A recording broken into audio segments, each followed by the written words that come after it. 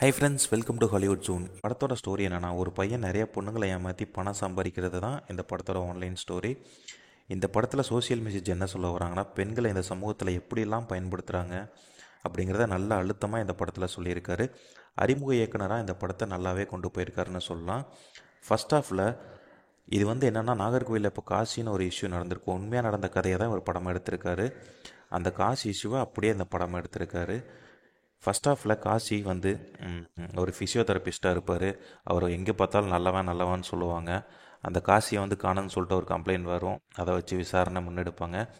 எங்கே போய் விசாரித்தாலும் அவர் நல்லது அது இதுன்னு சொல்லிகிட்டு இருப்பாங்க. கொஞ்சம் ஃபர்ஸ்ட் ஹாஃபில் விறுவிறுப்பாக கொண்டு போயிருப்பாங்க. காசி யார், ஏன் காணாமல் போனார், எப்படி என்ன அப்படின்னு சொல்லிட்டு கொஞ்சம் விறுவிறுப்பாக கொண்டு போயிருப்பாங்க. அதுக்கப்புறம் செகண்ட் ஹாஃபில் தான் தெரியும் இந்த பொண்ணுகள்லாம் எப்படி காசி வலையில் மாட்டினாங்க, இந்த பொண்ணுகளுக்கும் காசிக்கு என்ன சம்மந்தம், ஏன் இதை இவங்க வெளியே சொல்ல, இவங்க காசி காணாமல் போனதுக்கு இவங்க தான் காரணமா, இல்லை காசி உயிரோட இருக்காரா இல்லையா அப்படின்னு சொல்லிட்டு செகண்ட் ஹாஃபில் விறுவிறுப்பாக கொண்டு போயிருப்பாங்க. அது போக செகண்ட் ஹாஃபில் பார்த்தீங்கன்னா, இந்த கிளாமர் சீன்ஸ் நம்ம டீசரில் பார்த்தோமே, அந்த சீன்ஸ் எல்லாமே செகண்ட் ஹாஃபில் தான் வரும். அது என்னென்னு பார்த்தீங்கன்னா, ஓவர் கிளாமர் 4 ஹீரோயின்ஸ் இருந்தாங்க. ஓவர் கிளாமர் வல்கராகவும் இருக்கும். இவர் கொண்டு வந்த சோஷியல் மெசேஜை சொல்கிறதுக்கு ரொம்ப எல்லா சீன்ஸையும் உள்ளே கொண்டு வந்துட்டு எல்லாம் முடிச்சதுக்கப்புறம் அந்த பழைய 11 மணி காட்சி படங்கள்லாம் பார்க்கும்போது இப்படி எல்லா பிட்டையும் சொல்லிவிட்டு கடைசியில் சோஷியல் மெசேஜ் ஒன்று சொல்லுவாங்கள்ல, அது மாதிரி தான் இவர் எல்லா சீன்ஸையும் வல்கராக எல்லாத்தையுமே கொண்டு வந்துட்டு கடைசியில் ஒரு சோஷியல் மெசேஜ் மாதிரி சொல்லிட்டு இருப்பார். இதில் செகண்ட் ஹாஃபும் ஓரளவுக்கு நல்லா விறுவிறுப்பாகவே போச்சு. அப்படி தான் ரொம்ப கிளாமராக வல்கராக கில்மா படம் மாதிரி கொண்டு போயிட்டாங்க. பட் லாஸ்ட்டில் ஒரு சோஷியல் மெசேஜ் சொல்லியிருப்பாங்க. இது உண்மையாக நடந்த கதை தான் அப்படியே எடுத்திருக்காங்க. அதில் வர சின்ன சின்ன சீன்ஸ் கூட அந்த மந்திரி என்ட்ரி அது இதுன்னு சொல்லிட்டு நிறைய அப்படியே டீப்பாக அனலைஸ் பண்ணி படத்தை எடுத்திருக்காரு.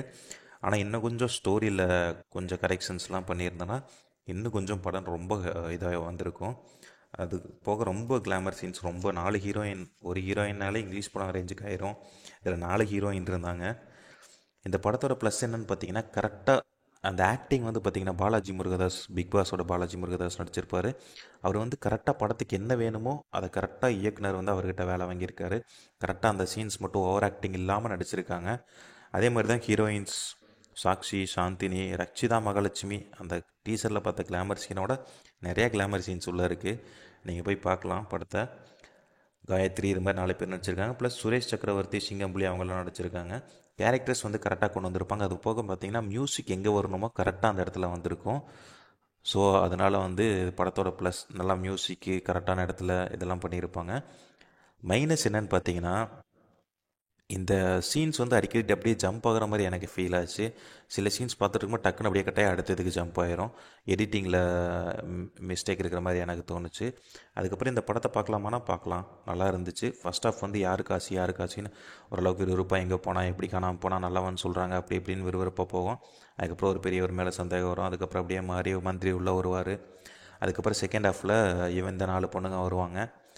இந்த 4 பொண்ணுங்களை விசால எடுத்து கொண்டு வருவாங்க. இந்த பொண்ணுங்களுக்கு இந்த காசிக்கிட்ட இந்த பொண்ணுங்க எப்படி மாட்டினாங்க அப்படிங்கிற மாதிரி ஸ்டோரி விறுவிறுப்பாக போகும். படம் நல்லா இருக்குது. ஆக மொத்தத்தில் அறிமுக இயக்குனராக இந்த படத்தை நல்லாவே கொண்டு போயிருக்காரு.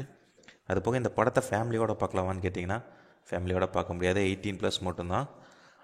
ஃபேமிலியோடு பார்க்க முடியாது இந்த படத்தை. ஸோ இந்த படத்தை நீங்கள் போய் பார்த்துட்டு உங்களோட ரிவ்யூ எப்படி இருந்துச்சு, உங்களுக்கு எப்படி படம் இருந்துச்சு அப்படிங்கிறத மறக்காமல் கமெண்டில் சொல்லுங்கள். தேங்க்ஸ் ஃபார் வாட்சிங். நெக்ஸ்ட் வீடியோவில் பார்க்கலாம்.